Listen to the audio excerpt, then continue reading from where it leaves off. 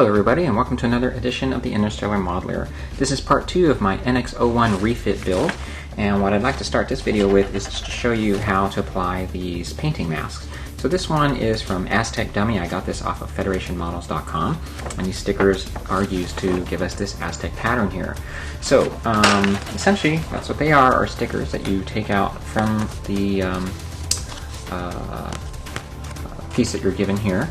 And so I'm going to just show you here. I use an X-Acto knife to do this, and so just kind of bend it a little bit just to get underneath the sticker and take it away.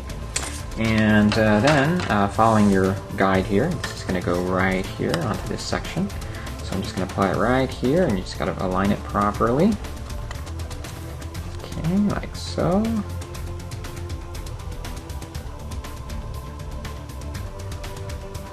Alright, and you just position it properly like that. Okay. So the nice thing about using an X-Acto knife to do this rather than just your fingers, it just gives you a bit more precision.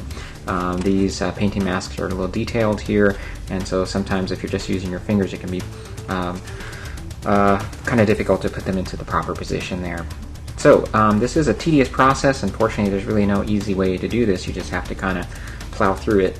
This isn't too bad because this model isn't very big, but basically it just takes a little bit of time, obviously, to do this. And it definitely will pay off, because once we apply the light color onto the model kit and peel this away, you're going to see that it will add a nice Aztec pattern to the hull. One thing I am finding as I'm doing this is my assumption was correct in using the Tamiya paint versus the metallizer. It is not coming off when you peel off the decals, because there were a couple times when I didn't position it properly and I had to lift it up off the surface of the hull, and sure enough it is not doing anything to the undercoat here. So I think it was a good choice to use the Tamiya paint here as the dark coloration. Alright, so I will continue on here and keep you apprised of my progress, and then I will show you how it looks once everything is painted and I start peeling off the masks. Alright guys, so now we have the completed Aztec paneling. I've peeled away the painting masks now, and you can see the darker tones and the lighter tones together here. What I decided to use as a lighter color, however, it was not the Tester's aluminum color. Rather, I used the Tester's stainless steel metallizer paint. The reason for that is I painted the two colors side by side, and I felt that the aluminum was too light, and it gave it way too much contrast between the darker and lighter colors here, so I decided to go with the steel, just giving it a little more subtle appearance. So as you can see, the masks were pretty effective in giving us the pattern that we were looking for. And this is the now the underside of the ship. So you can see it did a pretty decent job in giving us that effect. Now, one thing I will mention is when I peeled away the masks, and maybe this is because that masking sheet was a little old, but a lot of the adhesive ended up sticking or staying on the surface of the model, which actually was not a big deal, because I just peeled away all the masks, and once I was done I used good old WD-40 to take all that gum off, and it came off quite nicely.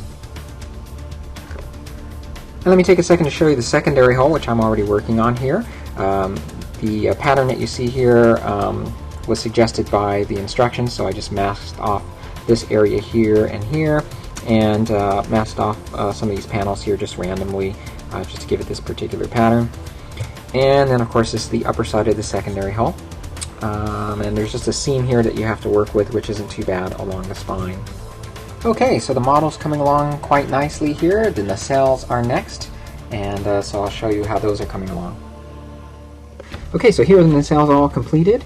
As you can see, there are some definite differences between this and what we see in the original NX-01 design.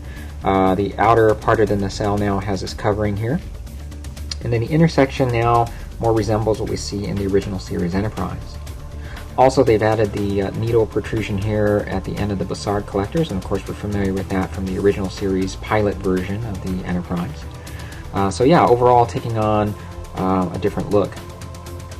Working with this model always reminds me how challenging the 1/1000 scale is for me, particularly because the parts are so small.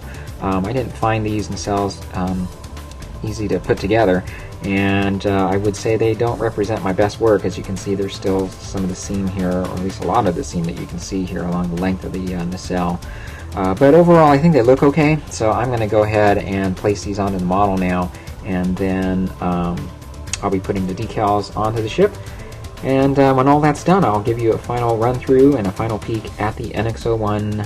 Alright guys, so here we have the finished model kit now. This is the NX-01 Refit configuration by Polar Lights. It's a 1/1000 scale model kit. Measures about 9 inches in length from front to back. So a very nice option that Polar Lights allows us to have here, adding the engineering section here, or the secondary hull. The model kit does away with the connection that we originally had here between the two sides of the ship, and in place of that we have the cigar-shaped secondary hull here. The struts now extend from the nacelles down through to the secondary hull here, or the engineering section. Decals were provided with the model kit. You can see here, this is a new variation here as well. You can see these red stripes here that outline these panels here on the primary hull. And there's also decals here on the secondary hull. And the markings here on the nacelles also differ from the original NX-01. There weren't any markings there before. And you can see the familiar red striping here along the secondary hull here as well. Now, one quick word about the decals. If you do decide to put this model kit together, you will need the microsol and microset solutions to soften up the decals, because there are some contours here, especially along the sides of the nacelles, that you really should soften up the decals so that they can conform to that shape. I use clear red here on the nacelles, and the whole model was then sprayed with a semi-gloss coat, and I use the same semi-gloss coat on the nacelle Bussard collectors here too. Kind of a similar look I gave to the Space Seed Enterprise that I built earlier. So overall, really a nice looking ship here to add to your collection. So just a quick word about the paint scheme here. I'm very happy with the way the colors turned out. If you recall in the first video, the box suggests painting this kit in that Jan gray color, which is similar to the original Series 1/350 scale model kit. But I don't know, I just think this particular model looks better in these silver tones here that we're used to seeing it in. And using the paint masks to bring out this Aztec paneling really makes the model look great. It's funny because as I was finishing the ship and looking it over, I found myself wishing that the ship on Enterprise really looked this way. I think to me it just represents a more logical form, and something that we could conceivably see would progress into the designs that we're so used to seeing.